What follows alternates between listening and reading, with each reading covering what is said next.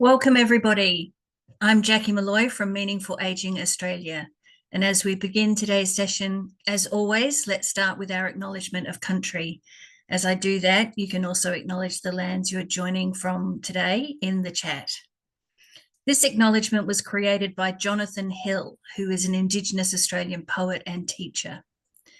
Today, we stand in footsteps millennia old.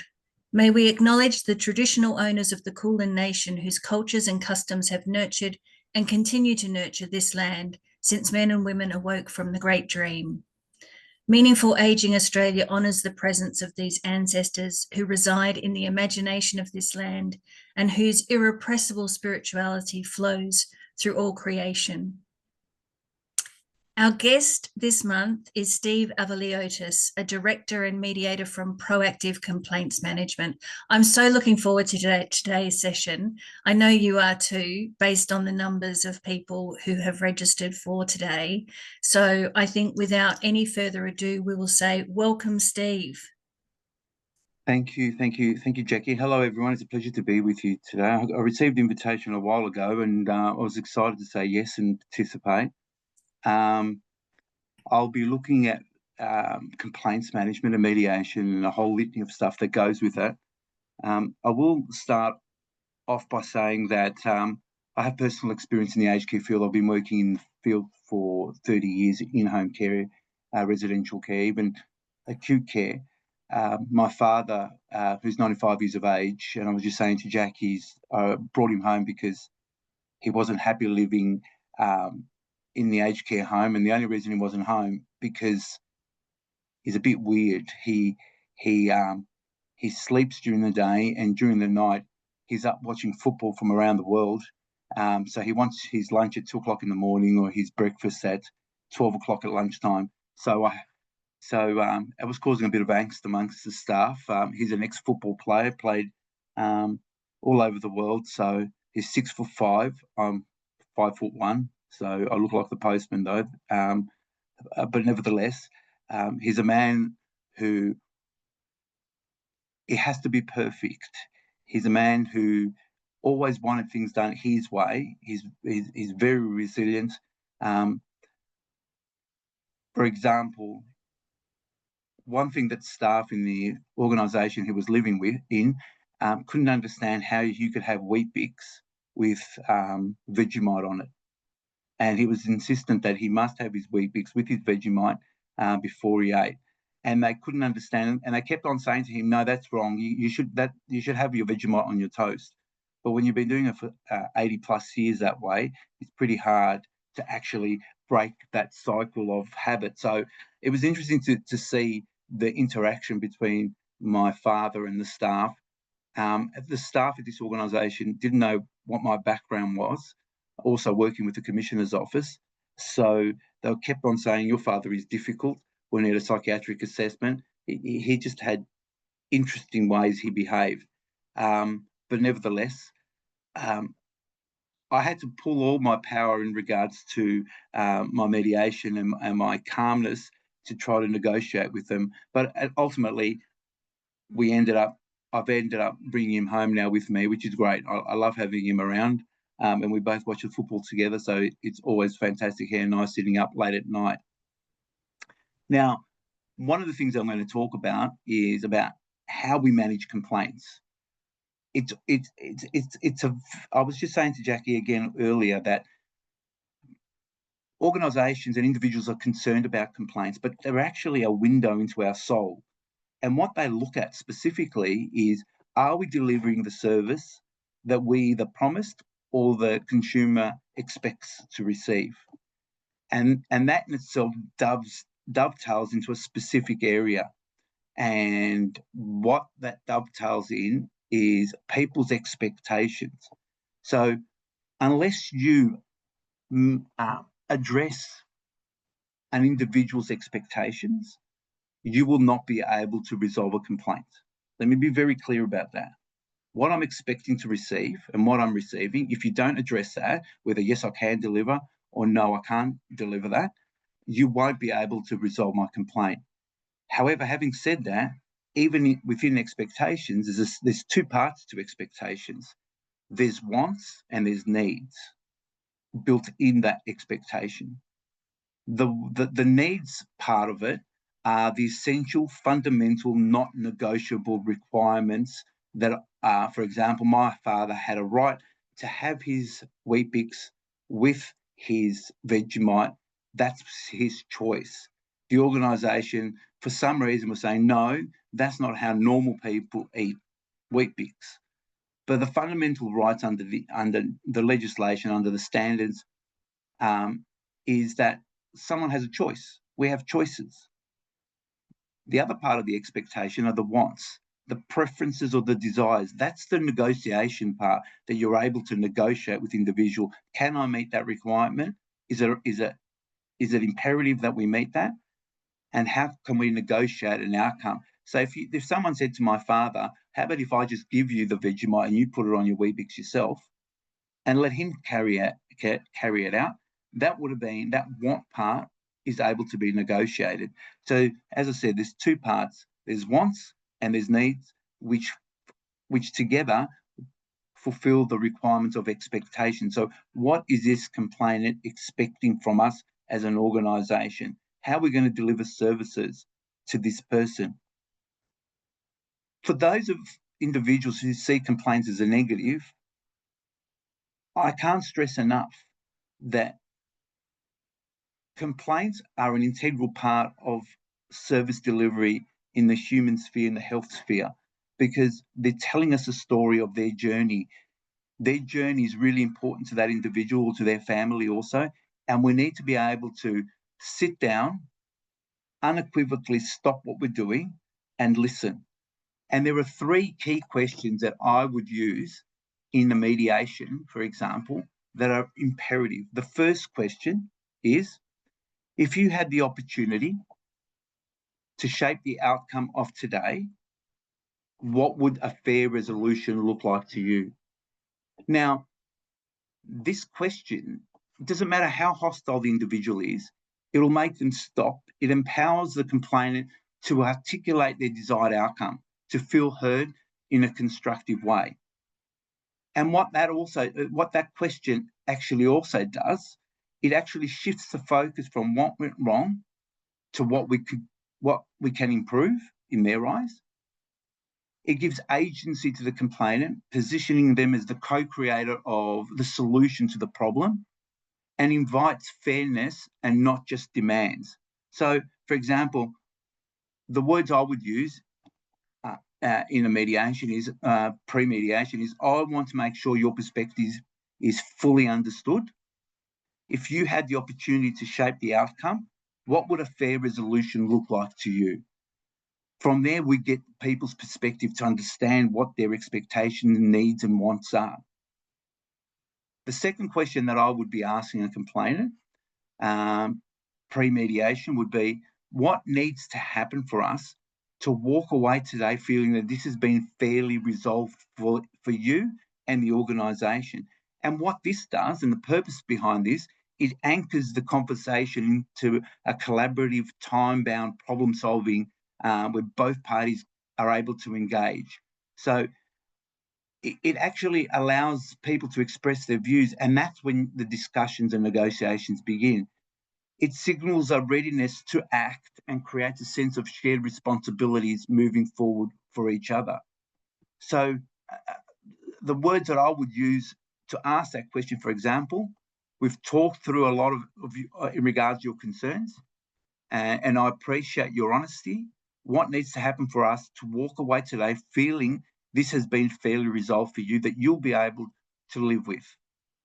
And the final question that I would ask someone, once during a mediation, both parties have had the opportunity to talk and both put forward proposed resolutions, and then we agree to 3 or 4 resolutions, is, could you live with that solution that both of us have agreed to today? That allows someone to sit back and to actually ponder the words on a piece of paper, the agreement that we reach. So it's a commitment checkpoint. We call it a commitment checkpoint. It clarifies whether the resolution is both acceptable and is sustainable in the long term. Okay? It encourages both parties to reflect and allows for soft objections, because they may say, oh, can we change the wording for this outcome? Yes, of course we can, as long as both parties agree. And it helps us from going backwards and repeating the same issues that have appeared in the original dispute. So the words that I would use in that particular case are, for based on what we've discussed, we've come to a solution that seems workable to both of you. Could you live with that solution that we've all agreed to today? And then the most important part of all that is silence. You stop talking. The other parties will interrupt, or the other parties will express an opinion. Don't interrupt them. Allow the silence to continue. And you may ask, how long is the silence for? Well, I've sat, actually only last week, I sat in a mediation. At the end of the mediation, when we reached the agreement part, I asked that final question, and we waited for nearly 25 minutes before someone answered it. And they were contemplating, and you have to give them that opportunity to think rationally. So they're the three key questions that I would be putting forward during a mediation. Jackie, do you want to stop and people to ask questions as we go along, or do you just want me to go to the end? Oh, people are very welcome to ask questions in the chat as we go. Okay. So at the moment, there's no questions there. So, all right, cool. Yeah. All right, so I'll share my screen now. Where are we? Here we are. You can all see that?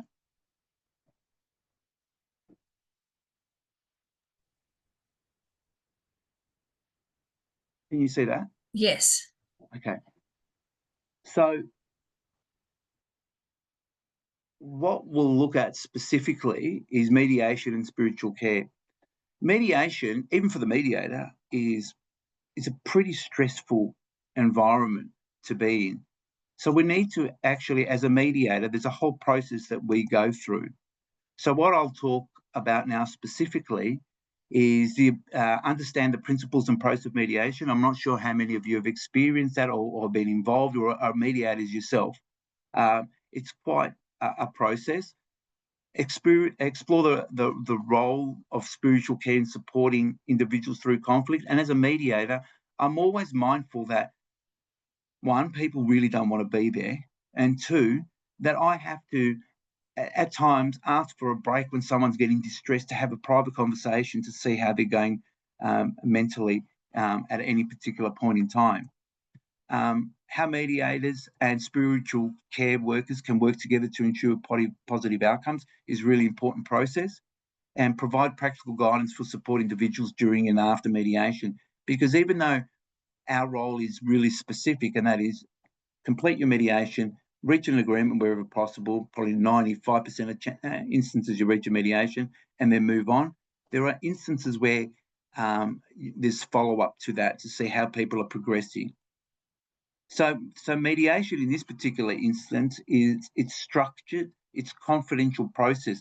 Now, there are two ways you can handle a mediation. One is a formal, outright mediation, and a formal mediation is where both parties are given formal contracts to sign, and within those contracts are inbuilt clauses such as, whatever new information you hear at mediation, you can't use externally. It's confidential. It's based under law, and it's confidential, and you can't in any way, shape or form discuss what you've discussed in the mediation process.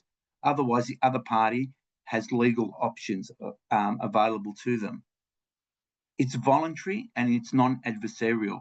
By voluntary is the first part of a mediation is I'll pick up the phone and I'll speak to both parties individually. Both parties have to agree to attend mediation. You can't force someone into a mediation. If you force someone, you've just lost the mediation. You're not going to get an outcome. It's non-adversarial. There's no screaming. There is no abuse. Most mediators are very skilled at saying, stop that behaviour or this mediation will end, because you have to protect both parties in a mediation. So it is non-adversarial, even though it seems at that time, but through dialogue and we demystify it prior to the mediation with each individual party, how it's going to move forward. And it's based on the principles of neutrality, empowerment, and self-determination. Neutrality is the mediator has no skin in the game. By that I mean we have no part of the dispute. We're not part of that dispute. We're part of the resolution. We empower all parties during the mediation to have a say, and we impose no outcome. The parties decide on the outcome. We test the outcome. So in a private meeting, we will ask each individual party, do you have any suggestions for resolutions? And they may say A, B, or C. And then we will play devil's advocate. How would you respond in this instance if that was to happen? How would you handle that scenario? And we role play and we ask specific questions. But ultimately, it's individuals that reach the outcome. So in social services, mediation is used during family disputes. So families are arguing about, the care and service delivery towards a resident. They're not talking. They're hostile to each other. It's causing distress to the individual consumer. It's causing distress to the organisation and its staff.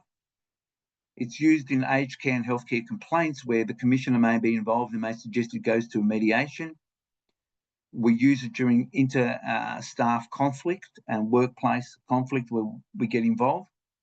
When there's consumer or resident and family and provider disputes, and so they can't reach an outcome.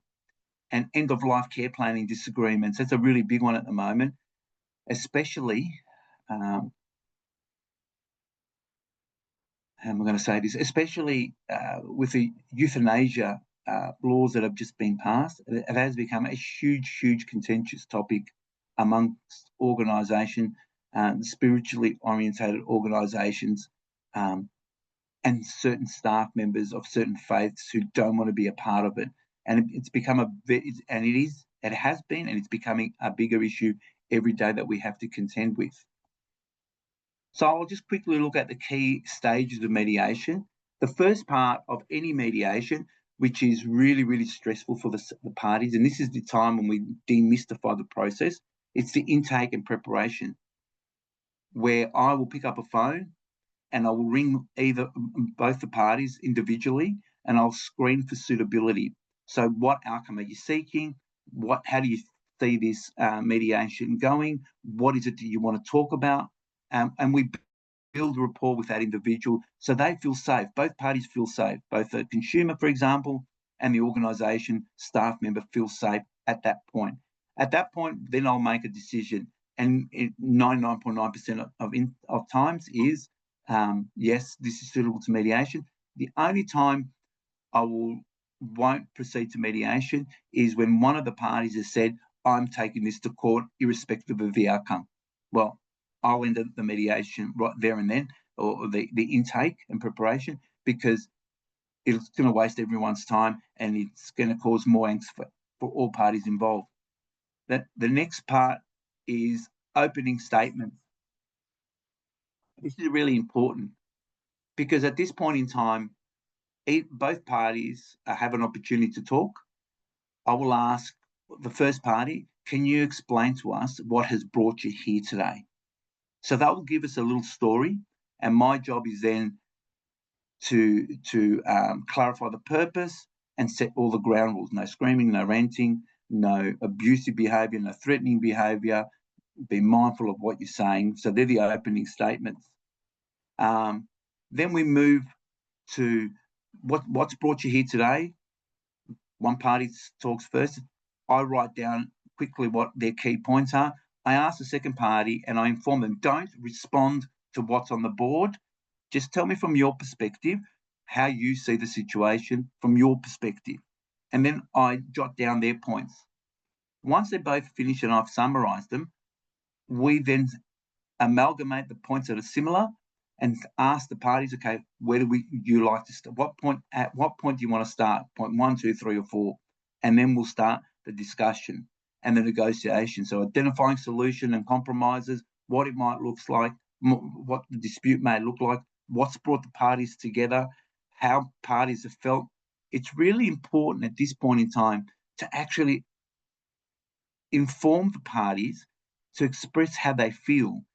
They feel disempowered, they feel harassed, they feel neglected, they feel ostracized. It's really important to get words out that express how the individual feels in a way that is heard by the other party. The mediator at this point does not get involved in asking specific questions. The mediator at this point is there to guide the discussions in an open, transparent manner, not to allow either party to interrupt the other party. And by the way, we give both parties a piece of paper each and a pen to be able, as the other party is talking, to jot down some ideas. But it shouldn't be a whole story that they're writing, because they should be listening to what the other party is saying. The final stage of the mediation is just before we get to the agreement. We then have a break and we sit down individually with each party and say, okay, you've heard the other side. Do you have any questions that you want answered? What do they look like? We get them back together in the room and each of them get to ask those questions. We have another break and we say, okay, you heard the answers to your questions. We're now focused on resolving this matter. What is it you need? Do you want to ask?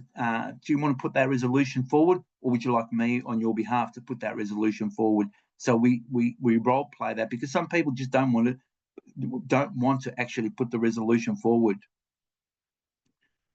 The core values of mediation are respect of the parties towards each other, understand that both parties have a right to an opinion, even though it may vary, empathy, understand that it's stressful for both parties, understand that there will be crying, understand that it's huge emotional impact on each party, that there's confidentiality. You cannot discuss what's taken place in the mediation with any other party that's not a party to mediation.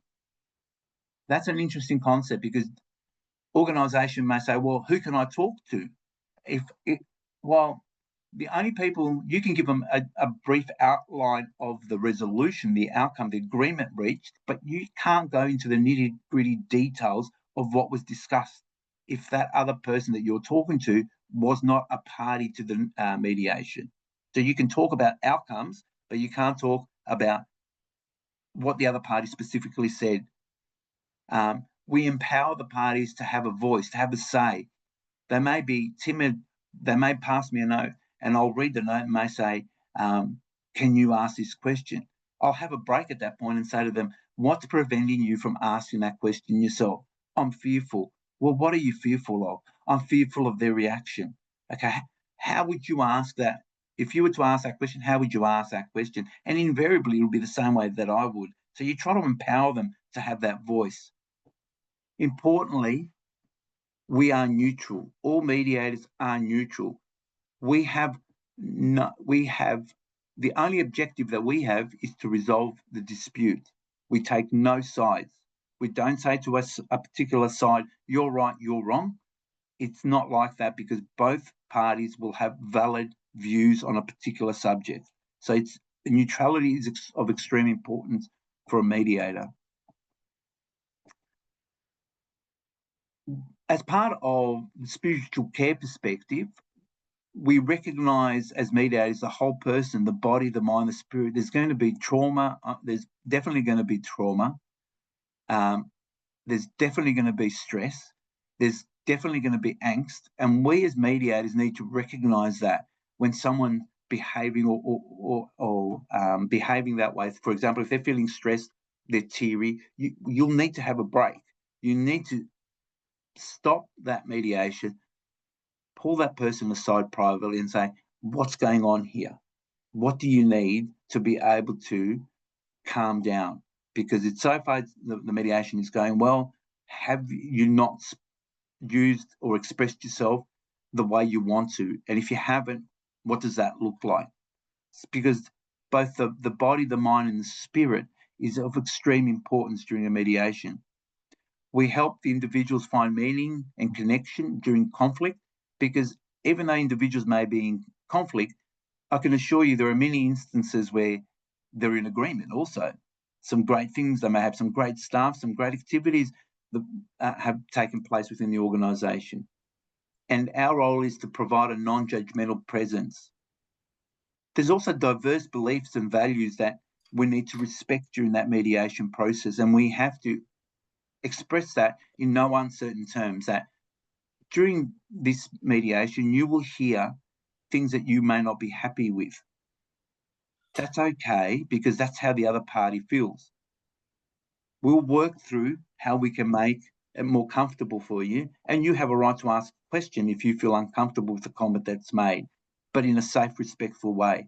So that spiritual care perspective during that process of mediation is of extreme importance. Now, can I just add here, mediation, we use the concept of mediation as in non-mediation settings. So this is the same way. If I was to come in and try to assist an organisation to resolve a complaint, I will still use the same process. You don't have to sign confidentiality agreements and all that through a formal mediation, but I would still use the same process and same program. The emotional and spiritual impacts of conflict, we have to acknowledge that there's angst, anxiety, grief, fear, and anger, not only from the perspective of the complainant, but from the organisation, because you're going to get staff who say to themselves, "I've done everything for this person, and they're still not happy with me." Okay, that's fair enough, but we need a way for that person, that staff member, even the complainant, to be able to express that grief, that fear, their anxiety. There's the emotional impact. It could also be loss of trust or hope. My dad, for example, lost hope with the organisation only because their internet went down and he couldn't watch the games that are currently happening in America for the club championship. So as far as he was concerned, I don't trust these people. They don't want me to watch it. And I was trying to explain to my 95-year-old dad, who doesn't understand anything about the internet, that, Dad, it's not the provider's fault. They've just lost the internet. No, not interested. So once I showed him and I switched off actually when he came home, I switched off the internet. He said, "I'm not getting football." "Yeah, because there's no internet." He said, "What does that mean?" So I explained it. And I said, "That was happening at the home that you were at." And then he understood it. So it's about explaining things, the feelings of guilt, shame, disconnection during conflict. Individuals' threat of identity, autonomy, and beliefs becomes an issue for many people. So, any questions so far before we proceed? I've got a couple of questions here for you, Steve. One is, can you speak briefly to issues of consent and agency of the client, particularly when mediation is with second and third person agents? Oh, that's a very good question. There's one key question that I would ask, and that question is really important. Do you have the authority to resolve the complaint today? That comes down to the crux of the matter. For example, in the family, I may be representing my dad, and I will be in the mediation. The mediator will ask me, "Do you have the authority?" "No, my dad will make the final decision." "Well, you need to bring your dad here. He has to listen to the outcome, because in a mediation, the person who it's affecting has to have a say in in resolving the problem. So if someone's competent, they should be involved within that mediation process. If someone's talking on behalf of somebody else, how do you know that the outcome that you're going to agree to is what that other individual wants? How do we know the answer to that question? Is it the family's outcome, that is the family seeking a particular resolution that the client may not, or the consumer may not want? We need to be able to have them in the room, especially now with changes in the New Aged Care Act and the New Aged Care Standards. When you talk about the whole person, when you talk about reablement, the individual has a right to be involved in these discussions. And I would be saying to those, and I've got one coming up next week in Sydney, where the daughter said, I said, who's the client? "It's my mother." "Is she competent?" "Oh, yeah, she knows, she can speak." "Will she be present?" "Oh, no. It'll be too stressful." Well, we need to talk. I need to talk to your mother because I needed to be in there, and we need to diffuse or have a conversation, de-stress her, so she can be an active participant in this discussion. Because whatever outcome we reach, it's going to affect her. So the individual that the outcome or the complaint is affecting, if they're competent, should be there, and if they choose to be there, they should be present. Thank you. Oh, yeah, that's good. Jackie. Okay, and I'm just aware of the time. We've just gone over time, but if you can stick around, please do. Understanding that if you have to leave, there will be a recording available. Here's the second question, Steve. In your experience, how have you managed working with individuals that don't want to acknowledge accountability to their actions upon others? What methods have you used to try to resolve issues when this happens? Okay.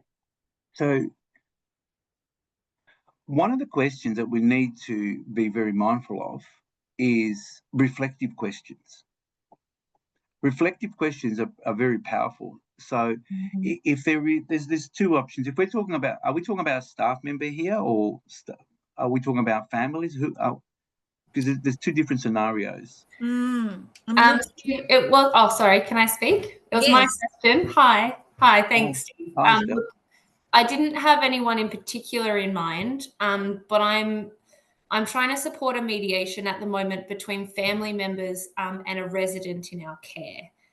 And there's a long, very difficult history of not a very healthy relationship. The children are still wanting to support their parent in care, but the parent in care has got some really awful, quite nasty behaviours towards the children, and isn't wanting to acknowledge, what do you do when people don't want to acknowledge their role or their behaviour that causes impact to others, and how to get them through that? That's a very good question, firstly. But I'd be asking specifically, how do you see the complaint? How do you see the situation from their perspective? Mm-hmm. What part do you believe, if any, have you played within this dispute? Yeah. Okay.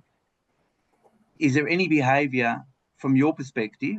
And these might need to be, Estelle, private questions you ask that individual. Yeah. Because you don't want to embarrass them in front of the other party. No. What do you think? Do you think, in what way could you have contributed to this dispute? Yeah. They're the key real questions I'll be asking them. Okay. And how, in your perspective, what outcome, like I said in the first three questions, what outcome would be suitable to you? Okay. Because at that particular time, you're what we call self-reflective mode. Mm. So you're trying to get them to reflect on their own behaviour and actions and statements. So it's really important to stop and pause and ask them those specific questions. We're working through, we're doing just that. So I'm working through one-to-ones first with just the family members and then the resident. And I'm not quite ready to bring them together. But I suspect that one actually won't be able to self-acknowledge or self-reflect on the continued issue. What do you do when just one person won't be accountable or doesn't want to see? How do you know they don't want to see or be accountable? Oh, just from the answers to those questions. Okay. So when things are put to them, saying, "Oh, I'm not doing that," but they are doing that. Yeah. Then you'll have to give examples of that. Okay, I hear what you're saying, but let me just offer you some examples of what we've observed. Great. Okay. Yes. So from our experience, this is what we've observed. Yeah. Okay. And this is what we're referring to. So that's a non-threatening language. You're now using non-threatening language. Yeah. Yeah, great. That's actually quite helpful. Thank you. You're welcome. Thank you, Stella. Any other questions? No, but Steve, people are very interested in your PowerPoint slides. I'll email to you, Jackie. Yeah, beautiful. Thank you. Yeah, because there's another of other things within that presentation that you could take away. But look, you can always email me and I'm more than happy. If you follow me on LinkedIn, there's a whole lot of stuff on LinkedIn that I post. So, Estelle, some of the questions that you just asked are answered through LinkedIn too, some of the issues papers that I put a weekly issues paper up there every week. And some of that stuff is in there, Estelle, if you'd like to have a read of it. That's fantastic. We'll definitely include a link. If you can send a link to us as well, Steve, we'll include that in the email that goes out with the recording. Okay, no worries. Yeah. Look, I just want people to understand, participants, that the easiest part of complaints is jumping into the whirlpool of issues that are happening. The hardest part of complaints is jumping back in the lifeboat and looking at it from a safe distance and saying, what's happening? What's the source of the issue? How can I be of assistance to these people present? What questions do I need to ask? And looking at it objectively. Now, we also need to be mindful of one thing. If I'm an organisation and I'm the staff member and someone comes up to me and says to me, for example, and this is extreme, Steve, you're useless, you're incompetent, you don't know what you're doing, you should be ashamed of yourself, my father, my mother, the consumer's not happy, and you shouldn't even be in this role. I've got two options. The first option is to say, really? Let me tell you what I think about you. Okay? You're rude, you're obnoxious, you're in my face, you're a bully. It's one option. But the second option is, and probably the better option, is to think to yourself, okay, this person is angry at the situation. They are now venting about that situation. I need to be calm. I need to count to 3, 5, 10, calm myself down and say, okay, you seem to be angry. What seems to be the issue? What information, from your perspective, have I not considered? Can you explain that? And be very, very calm. And then you may need to be debriefed at some point. But there are programs and processes in place, because the most rational person in the room can attack someone else because they're either scared, they're frightened, they're confused, they think information has been withheld. And the easiest way out is to react to that behaviour. The hardest thing is for us to say, from an emotional intelligence perspective, okay, this person is angry. It's not about me, it's about the situation. Let's focus on the situation. Let's ask the simple questions. What's happened? When did it happen? Who is involved? What outcome are you seeking? Am I the right person to be handling this? They're real pertinent questions to be asking yourself during conflict. Thanks, Jackie. Oh, Steve, we could listen to you for much longer, I'm sure, because this is such a fascinating area. And, you know, as you just gave that example of someone, you know, perhaps losing patience, losing control during a workday, to much bigger issues, you know, there's a role for us all to learn how to diffuse a situation and stay on track for a shared resolution. Just before we wrap up, I want to thank you so much for those 3 questions that you stated in the beginning. I think they're so helpful. And there was one point you made, which I'd love us all to think about again, because I think this is one of those gems of pieces of advice, which is to sit with the silence, provide time for people to absorb what it is that's been said and how they feel about it. And that takes time. It's not an instant back and forth. So thank you so much for sharing that and for all your wisdom today. It's been tremendous to have you. Thank you so much. And thank you everybody for being in the room with us. As I said, we'll be sending a recording out of this webinar. And with that, we'll have Steve's PowerPoint slides and also a link to his LinkedIn. So you can expect that in a week or so. Thank you, everyone. Thank you, Jackie, for the invite. Thank you. Thank you. Great pleasure. Bye-bye now. Bye now.